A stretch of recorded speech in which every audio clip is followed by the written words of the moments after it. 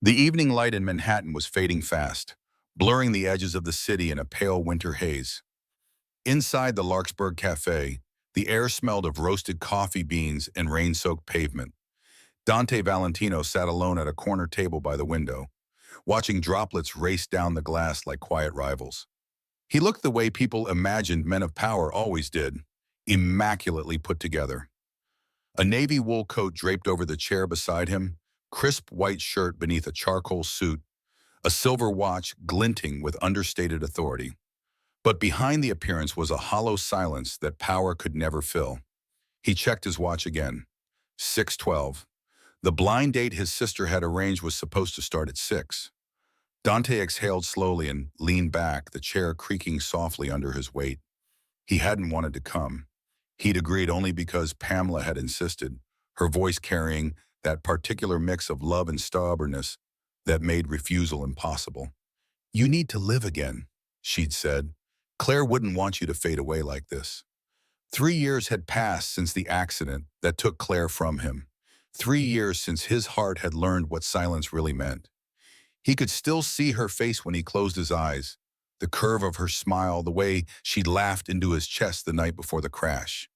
He had built an empire from shadows and silence, commanded respect from men who feared the very mention of his name, and yet he could not command his own heart to beat with anything resembling life. Dante stirred his untouched coffee and glanced toward the cafe entrance again. A couple entered laughing, two college students wrapped in scarves, an old man reading a newspaper. No one who looked remotely like someone waiting for a blind date. The amber light from the table lamp cast long shadows across his face, deepening the lines around his eyes. Another 30 minutes passed, then an hour. The waitress came by, offering to refill his cup. "Waiting on someone?" she asked kindly. He offered a faint smile. Apparently not anymore. By the time 2 hours had passed, the crowd had thinned and the snow outside had thickened. Dante slid his phone into his pocket, preparing to leave. The night had turned out exactly as he'd expected. Another failed attempt to feel something again. He stood, reached for his coat, and that's when he felt it. A small tug on his sleeve. He turned. A little girl stood beside him, maybe 7 years old. Brown curls framed her small face, her big hazel eyes bright and curious. She was clutching a small pink backpack, a sketchbook pressed against her chest. "Mister," she said softly, "you look like someone who forgot how to smile." Dante froze, startled. For a moment, he just looked at her. The words struck something inside him, something fragile and buried deep. "I—" He started to speak but stopped, unsure how to respond. She tilted her head. "Did I say something wrong?" He shook his head, the corner of his mouth twitching. "No, not at all. I think you just surprised me." She climbed onto the empty seat across from him without asking, legs swinging beneath the table. "You look she said matter-of-factly. "So I thought maybe I should tell you." Dante couldn't help but laugh, the first real laugh that had escaped his chest in a long time. "That's very kind of you, miss." "I'm Ivy," she said proudly. "I'm 7. I come here every day after school. My mom says I shouldn't talk to strangers, but you don't look scary." "Well, that's a relief," he said, a genuine smile forming. "Does your mom know you're here now?" "She's working," Ivy said, opening her sketchbook. "She works late sometimes. I just wait here for her. Mr. Leon, the man who makes coffee, keeps an eye on me." Dante nodded, though concern flickered across his features. "That's very responsible of Mr. Leon. But maybe your mom shouldn't leave you alone, even in a nice place like this." Ivy shrugged, completely unbothered. "She doesn't want to, but she's a nurse helper. People need her." There was something about the way she said it, simple, unashamed, loyal, that made his throat tighten slightly.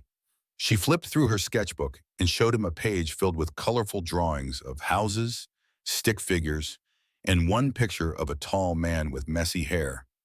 "That's my daddy," she said. "He doesn't live with us anymore." Dante studied the drawing. "I see, that must be hard." "Mom says we're doing just fine," Ivy said confidently. "We don't need anyone else." He smiled softly. "She sounds like a strong woman." "She is," Ivy grinned. "Do you have a daughter?" The question hit him unexpectedly. He hesitated. No, he said quietly. No, I don't. She frowned, tapping her pencil on the table. That's sad. You'd be a good dad. You listen. He laughed again, shaking his head. You think so? Yep, and you buy muffins. She pointed to the basket in front of him. Dante grinned and pushed the plate toward her. Then I suppose I should share. As they talked, the coldness inside him began to thaw.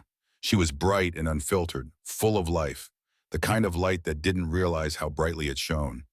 He found himself telling her about the boy he'd had when he was young, how he used to sneak out to watch the stars, how he'd once accidentally set off the fire alarm in his boarding school trying to cook midnight pasta. Ivy giggled uncontrollably at that. You got in trouble. Big trouble, he admitted, chuckling. But it was worth it. The minutes melted away. Then, as if pulled by an invisible thread, a woman burst through the cafe doors, coat half-zipped, hair slightly messy, shrubs visible beneath. Her breath came in sharp clouds of exhaustion and relief. Ivy, she called, spotting her daughter. Mommy! Ivy jumped up and ran into her arms. The woman, Stella, looked flustered and embarrassed as she turned to Dante. Her skin glowed deep bronze against the soft light, and her eyes, though tired, were kind. Oh my God, I'm so sorry if she was bothering you. Not at all, Dante interrupted gently. She's wonderful company. Stella let out a shaky laugh. You have no idea how much she talks to strangers. I keep telling her not to. Sometimes strangers just need a reminder to smile, he said. Stella blinked, then smiled, a small, genuine smile that made her look suddenly younger. Well, I'm glad she found someone patient enough to listen. They stood there awkwardly for a moment. Stella's coat was damp from the snow. Dante could tell she was exhausted, the kind of tired that came not just from work, but from years of carrying too much alone. I didn't know she waited here alone, he said softly. It's not safe, even if it's familiar. Stella's face flushed. I know, she exhaled. It's hard sometimes. I can't afford a babysitter, and my shifts don't always end on time. The cafe staff know her, so I take the chance, he nodded slowly, sensing the quiet shame behind her words. That's a lot of pressure for one person. Stella shrugged, giving a small, weary laugh. That's single motherhood in a nutshell. Ivy tugged her sleeve. Mommy, I'm hungry. Dante's voice was quiet but firm. Then let me fix that. You both haven't eaten, have you? Stella hesitated. You don't have to. I know, he said, but I want to. He signaled to the waiter with a subtle gesture, ordered a small dinner for Ivy, chicken tenders and fries, and coffee for Stella. As they waited, conversation flowed more easily. Stella told him about her work at St. Agnes Clinic, the long hours, the low pay, the constant balancing act between keeping her job and being there for Ivy. She didn't complain, but Dante could hear the fatigue behind her words. He told her about his company, Valentino Enterprises, though he kept the details vague. He didn't mention the full scope of his operations, the whispered reputation, the power he wielded in rooms where decisions were made in shadows. Something about her presence made all of that feel unnecessary. When Ivy's food arrived, she ate happily while humming a tune to herself. The cafe had mostly emptied by then, leaving them in a bubble of warmth and soft jazz. Stella sipped her coffee, watching her daughter fondly. She's everything, she said quietly. She saved me, you know. When her father left, I thought I wouldn't make it. But then she'd laugh or hug me, and somehow I'd find the strength again. Dante nodded, understanding more than he expected. Sometimes the smallest people give us the biggest reasons to keep going. Their eyes met briefly, and for a heartbeat, something passed between them. Not romance, not yet, but recognition. Two souls who had both lost something and were still learning to live around the emptiness. By the time Ivy finished her food, laughter had returned to their table. She showed Dante her drawings, told him about her dream to be an artist, and insisted he promised to buy her first painting one day. He promised without hesitation. When they finally stood to leave, Stella thanked him again. You really didn't have to be so kind. Most people would have just walked away. He smiled faintly. Maybe I needed the company more than she did. Snow was still falling as they stepped outside. The city lights glowed against the icy night. Dante gestured toward the street where a black Jaguar waited, his driver standing beside it. "Let me take you home," he said. Stella hesitated, wary and polite, but Ivy's hopeful expression made her nod. In the warmth of the car, Ivy soon fell asleep in the back seat, her head resting against her mother's arm. The driver navigated through the snowy streets in silence, the only sound the soft hum of the engine. "She's a good kid," Dante said quietly as they drove. "She really is," Stella whispered. "I just hope I can keep giving her enough." "You're already giving her the most important thing," he said, his voice low. "Love. Everything else can be built from there." When they reached their neighborhood, a modest apartment complex on the Lower East Side, Stella turned to him. "Thank you again for everything. Not just for dinner, but for being kind to her." He nodded, his eyes lingering on Ivy's sleeping face. "It was my pleasure." As she stepped out, Stella glanced back at him, smiling softly. "Maybe tonight wasn't such a bad night for you after all." He smiled faintly. "No, I suppose it wasn't." She disappeared into the building, and he sat there for a long time, watching the snow fall against the windshield. Something had shifted inside him, something he couldn't name yet, but it felt like the first crack of light after years of darkness. When he finally returned to his penthouse, the silence didn't feel as heavy. He loosened his tie, poured a glass of whiskey, and sank onto the leather couch. His phone buzzed. It was Pamela. "How did it go?" she texted. Dante looked at the screen for a long moment, then smiled faintly to himself as he typed back, "She never showed up. But maybe I met someone better." He set the phone down, leaned back, and let the faintest smile touch his lips, the kind that a 7-year-old girl might have reminded him how to make. Morning light slipped through the tall windows of Dante Valentino's penthouse, painting golden stripes across the dark hardwood floor. The city below was already alive. Car horns, voices, the hum of ambition echoing off buildings. But Dante stood still by the window, espresso in hand, watching it all with unusual calm. He had barely slept. The image of that little girl's smile and her mother's eyes had followed him through the night. He could still hear Ivy's tiny voice whispering, "You look like someone who forgot how to smile." Strange how a single sentence could linger longer than entire conversations. For the first time in 3 years, the thought of someone other than himself or his ghosts filled his morning. Without really thinking, he reached for his phone and found himself searching for St. Agnes Medical Clinic. He hesitated, wondering what he was doing, but his fingers didn't stop. Within minutes, he was speaking with the clinic's administrator, confirming that Stella Johnson worked there. Before he could talk himself out of it, he left a message for her, brief, direct, deliberate. "Miss Johnson, Dante Valentino, I have a proposal for you. Better pay, flexible hours. If you're open to a conversation, call me." He ended the call and stared at his reflection in the glass. The man looking back at him seemed different somehow, lighter perhaps, less burdened. Stella called that afternoon, her voice careful but curious. "Mr. Valentino, this is Stella Johnson. You left a message about a job." Her tone was cautious, the sound of someone who had learned not to expect favors. "Yes," Dante said. "I run Valentino Enterprises. We have an opening in our wellness and health support department. I think you'd be perfect for it." "I'm not sure I understand," she said slowly. "You barely know me." He hesitated, then spoke honestly. "You said last night that you barely get time with your daughter.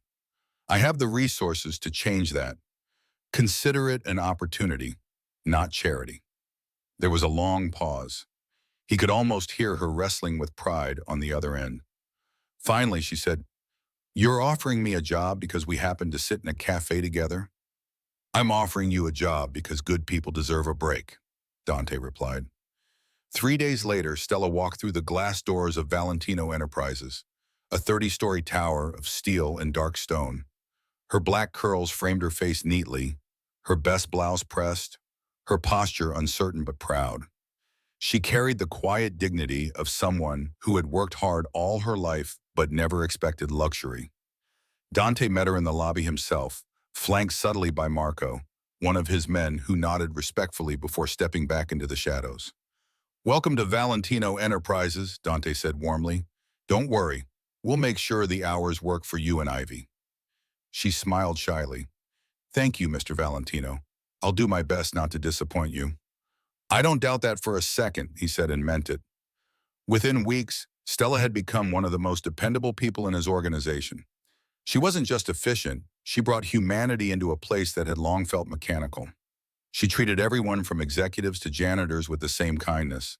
The staff adored her. The halls where people used to whisper nervously when Dante passed now carried laughter. Somehow her warmth softened even his reputation.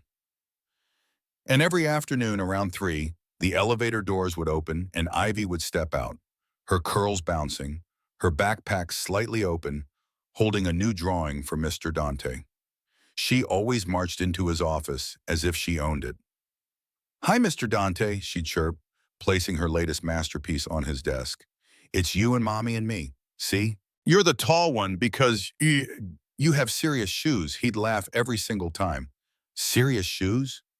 "Yeah," Ivy said earnestly. "They click when you walk." He kept every one of her drawings. By the end of the month, one wall of his office, dark wood paneling and all, looked more like a kindergarten art display than a place where deals were made in whispers.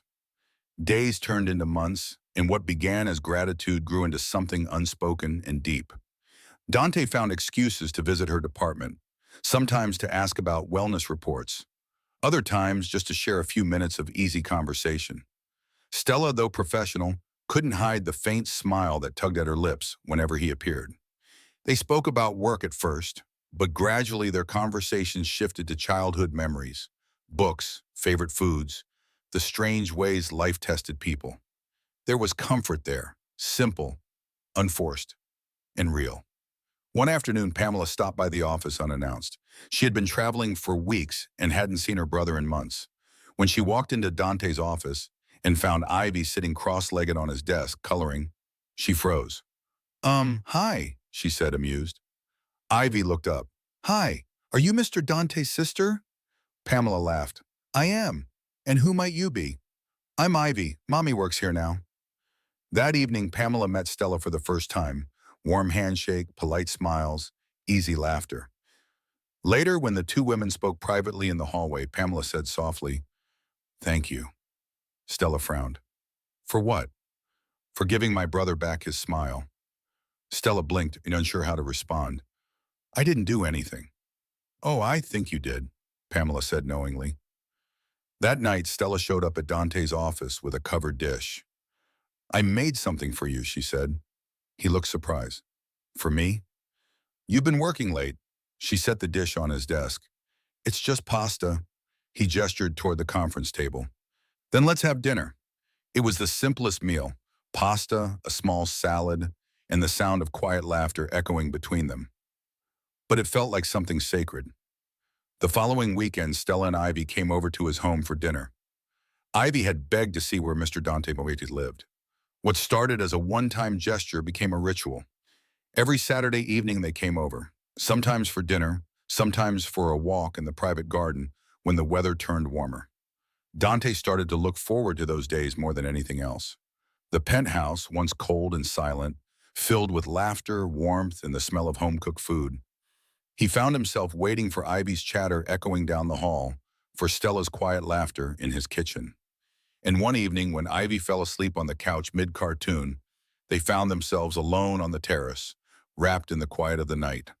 The city lights stretched out before them, soft and distant. Stella leaned against the railing, eyes following the skyline. "You still love her, don't you?" she said quietly. Dante looked at her, startled. "Who?" "Your fiancé, the one you lost." He said nothing at first, then nodded slowly. "I do. I thought if I ever felt something again, it would be wrong, like I'd be betraying her." Stella turned to him, her voice soft. "Love isn't betrayal. It's proof you survived." He looked at her, eyes glistening faintly. "I thought I didn't deserve to feel anything again." "Maybe love isn't about forgetting," she whispered. "Maybe it's about learning to smile again."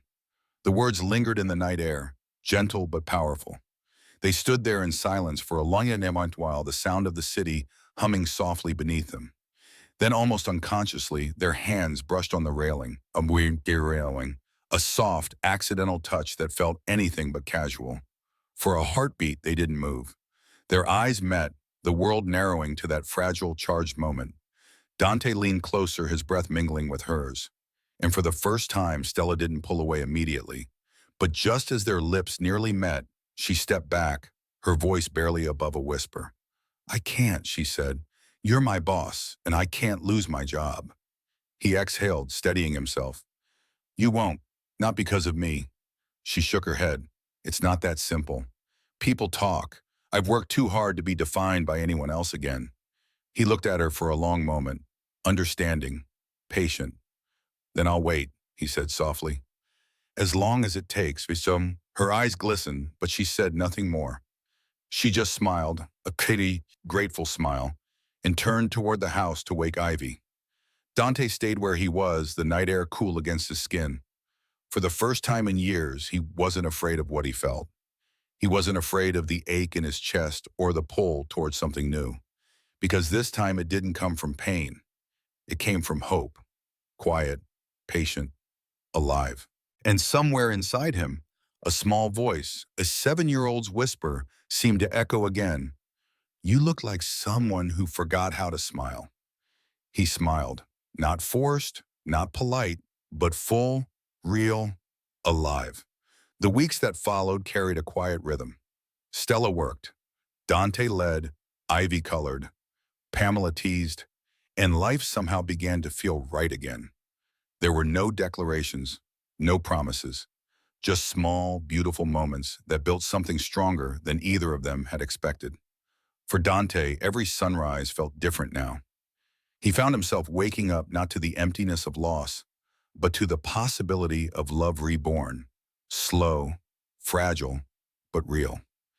It had been a year since Stella and Ivy had become a regular part of Dante Valentino's life. The city's seasons had shifted, winter's gray replaced by the soft blooms of spring, the streets below alive with energy and color. The once somber halls of Valentino Enterprises were now familiar with laughter, quiet camaraderie, and the soft patter of little feet that always found their way to his office. Dante stood by the floor-to-ceiling windows of his penthouse that Saturday morning, watching the sun glint off the East River. His reflection stared back at him, cleaner somehow, softer around the edges. The shadows that had haunted him for years were finally lifting. The apartment had changed too.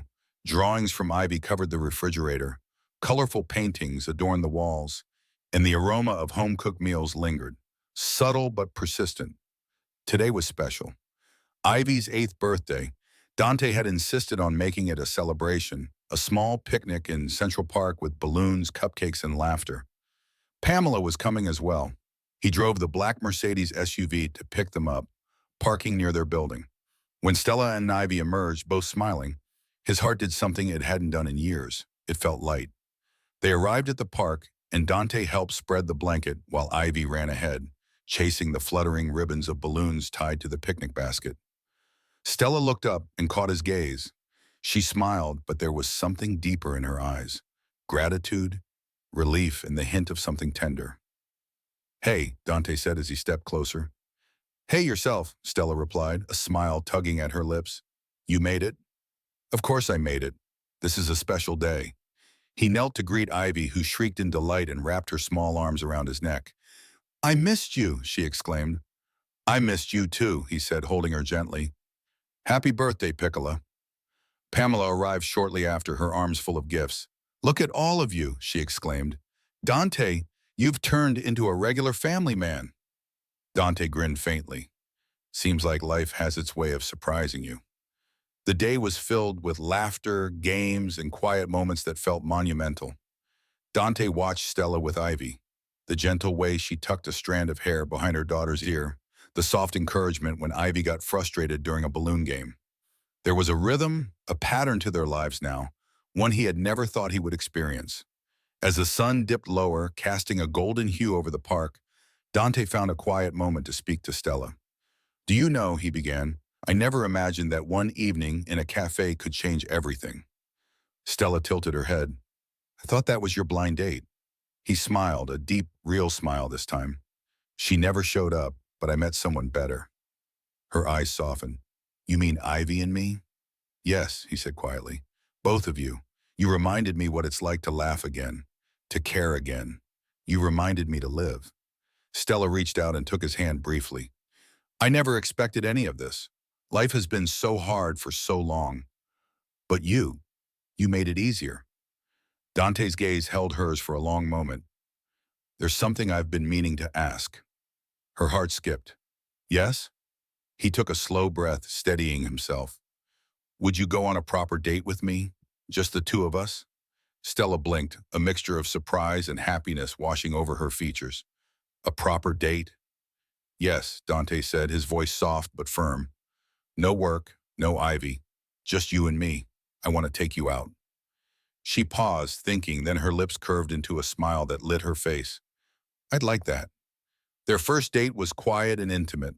They walked along the streets of Manhattan, dimly lit by the glow of the street lamps, stopping at a small, elegant Italian restaurant tucked away in a side street. The kind of place that didn't advertise, where reservations were made by word of mouth and the owner greeted Dante by name. Conversation flowed easily, laughter punctuating the night like small fireworks. They shared a bottle of wine, spoke of their dreams, their fears, and Dante finally admitted the depth of his grief, how losing Claire had nearly shattered him, how Ivy and Stella's presence had slowly brought him back. Stella listened quietly, her hand brushing his across the table. You've carried a lot, she said softly, and yet you're still here, still kind, still human. Dante smiled, a faint flush creeping across his face. You taught me that. By the end of the evening, they walked along the river, the reflection of the city lights dancing in the water. Dante paused, taking her hand in both of his.